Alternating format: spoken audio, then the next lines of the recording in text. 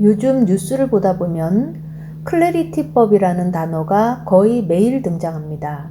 많은 분들이 빨리 통과되면 좋겠다, XRP의 호재다 정도로 알고 계실 겁니다. 사실 저도 그랬습니다. 그런데 문득 이런 생각이 들었습니다. 도대체 클래리티법이 뭘까? 왜 미국은 이 법 하나를 만들기 위해 긴 시간 동안 논쟁을 계속하고 있을까? 그래서 원문과 관련 자료들을 하나씩 찾아보기 시작했습니다. 공부하다 보니 저는 한 가지 결론에 도달했습니다. 오늘 영상의 결론부터 말씀드리겠습니다. 클래리티법은 미래금융의 헌법입니다. 헌법이 없으면 도시는 지을 수는 있어도 제대로 운영할 수는 없습니다. 오늘은 어려운 법률 이야기가 아니라 비유를 통해 쉽게 풀어보겠습니다. 제1장 왜 새로운 법이 필요한가입니다. 여러분, 자동차가 처음 등장했을 때를 떠올려 보겠습니다. 그때도 신호등도 없었고 운전면허도 교통법도 없었습니다. 자동차는 등장했는데 법은 여전히 마차 시대의 법이었습니다. 당연히 혼란이 생겼습니다. 그래서 새로운 교통법을 만들게 됩니다. 저는 지금 미국이 바로 그 상황이라고 생각합니다. 비트코인이 생겼고 스테이블 코인이 생겼고 토큰화가 생겼고 디파이가 생겼습니다. 그런데 법은 아직도 1930년대 증권법을 중심으로 움직이고 있습니다. 그래서 SEC도 CFTC도 법원도 기업도 같은 디지털 자산을 놓고 서로 다른 해석을 하고 있었습니다. 이 혼란을 끝내기 위해 등장한 것이 바로 클래리티 법입니다. 제2장 미래금융도시의 설계도입니다. 여태까지 우리는 미래금융도시를 함께 그려왔습니다. AI는 도시의 발전소였습니다. 스테이블 코인은 도시의 화폐였습니다. 토큰화는 디지털 등기소였습니다. XRP는 도시를 연결하는 고속철도였습니다. 양자보안은 도시를 지키는 성벽이었습니다. 그런데 뭔가 하나가 빠져 있습니다. 바로 법입니다. 도시는 건물만 있다고 운영되지 않습니다. 건축법도 있어야 하고 교통법도 있어야 하고 등기법도 경찰도 있어야 합니다. 클래리티법은 바로 그 도시를 운영하는 기본 원칙을 만드는 법입니다.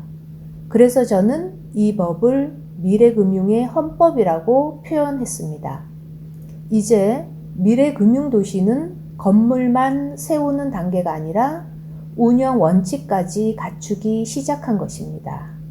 제3장 이 법은 무엇을 정하는가? 여기서 많은 분들이 그러면 정확히 무엇을 정하는 법이지? 궁금해 하실 겁니다.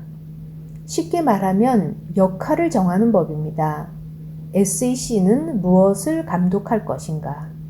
CFTC는 무엇을 감독할 것인가? 디지털 자산은 언제 증권이고 언제 상품인가? 거래소는 어떤 허가를 받아야 하는가? 브로커는 어떤 책임을 져야 하는가? 토큰은 언제 충분히 탈중앙화 되었다고 볼 것인가? 지금까지 모호했던 기본 원칙을 하나씩 정리하는 것입니다. 제4장 그런데 왜 아직 통과가 안 될까? 많은 분들이 의원들이 일을 안 하는 게 아니냐라고 생각하실 수도 있습니다. 하지만 저는 조금 다르게 봤습니다. 도시 하나를 만든다고 생각해 보겠습니다.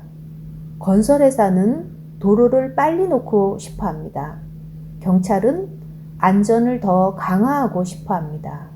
은행은 예금이 빠져나가지 않기를 바랍니다. 기업은 규제를 좀 줄여달라고 합니다. 투자자는 사기를 막아달라고 합니다. 이처럼 이해관계가 모두 다릅니다.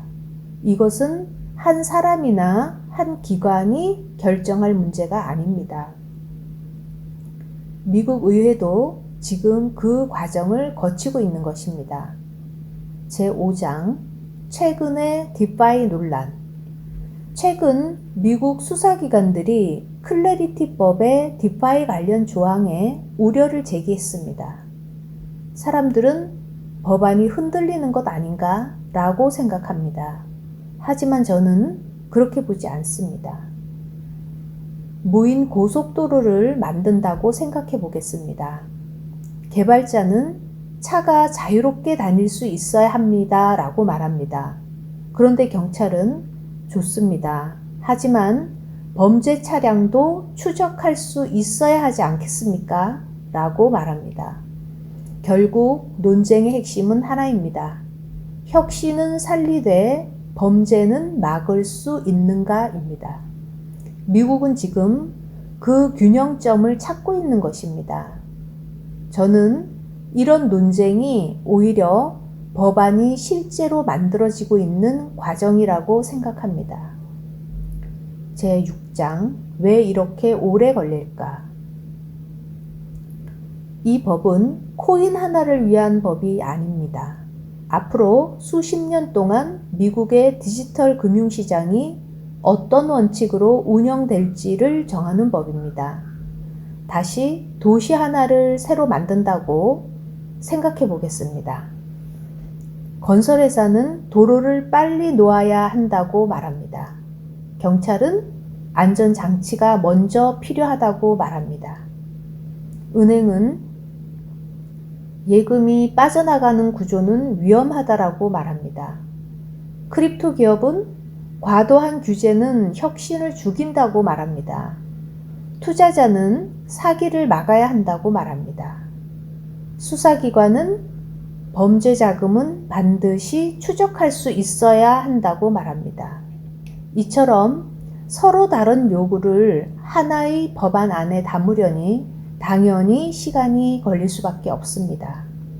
그래서 저는 클래리티법이 늦어진다고 해서 단순히 실망만 할 문제는 아니라고 생각합니다. 오히려 이 정도로 큰 법이라면 충분히 논의하고 수정하고 균형을 맞추는 과정이 필요합니다. 물론 시장은 기다리는 시간이 답답합니다. 하지만 큰 도시는 하룻밤에 만들어지지 않습니다. 제7장 XRP와는 어떤 관련이 있을까? 많은 분들이 가장 궁금한 것은 이것일 겁니다. 그래서 XRP는 좋은 건가요? 저는 이렇게 말씀드리고 싶습니다. 클래리티법은 XRP 가격을 올리기 위해 만드는 법이 아닙니다. 하지만 디지털 자산의 법적 지위가 명확해질수록 기관들이 시장에 들어올 수 있는 길은 훨씬 넓어질 수 있습니다. 왜냐하면 기관은 수익보다 먼저 불확실성을 가장 싫어하기 때문입니다. 은행, 자산운용사, 연기금, 대형 결제 회사들은 좋아 보인다는 이유로 움직이지 않습니다. 법적 책임은 어디까지인지, 감독기관은 누구인지, 고객 자산은 어떻게 보호해야 하는지, 회계는 어떻게 처리해야 하는지, 세금은 또 어떻게 적용되는지, 이런 기준이 명확해져야 비로소 움직일 수 있습니다. 즉, 도로가 없으면 아무리 좋은 자동차가 있어도 마음껏 달릴 수가 없습니다. 클래리티법은 자동차를 직접 밀어주는 법이 아닙니다. 하지만 자동차가 달릴 수 있는 법적 도로를 만드는 작업입니다. 그래서 저는 이 법을 단순한 가격 호재로 보지 않습니다.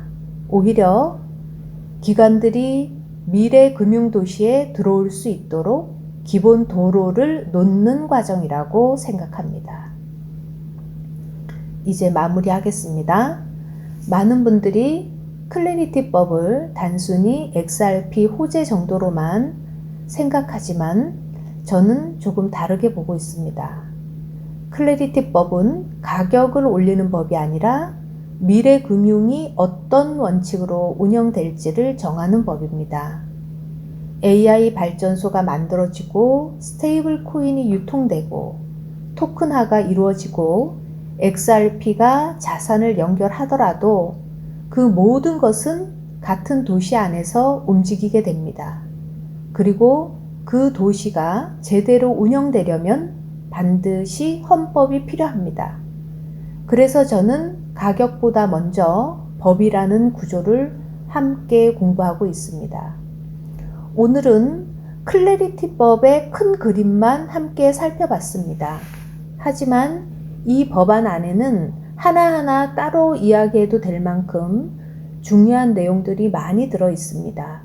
예를 들어 SEC와 CFTC는 왜 역할을 나누려 하는지, 디지털 상품과 증권은 무엇이 다른지, 디파이 조항은 왜 논란이 되는지, 토큰화 자산은 어떤 법적 의미를 갖는지, 은행과 기관들은 왜 이렇게 명확한 규칙을 기다리고 있는지, 이런 내용들은 앞으로 골든칩 번역 노트를 통해 하나씩 쉽게 차근차근 풀어보겠습니다. 저는 앞으로도 가격보다는 구조를, 결과보다는 과정을 함께 살펴보며 지금 이 순간에도 만들어지고 있는 미래 금융의 모습을 뉴스를 통해 하나씩 탐험해 보겠습니다. 미래 금융은 어느 날 갑자기 완성되는 것이 아니라 오늘도 수많은 뉴스와 정책, 기술과 법이 하나씩 쌓이며 만들어지고 있습니다. 그 퍼즐을 함께 맞춰가는 것이 이 채널의 가장 큰 즐거움이 되었으면 좋겠습니다. 오늘 탐험은 여기까지입니다. 구독과 좋아요는 큰 힘이 됩니다.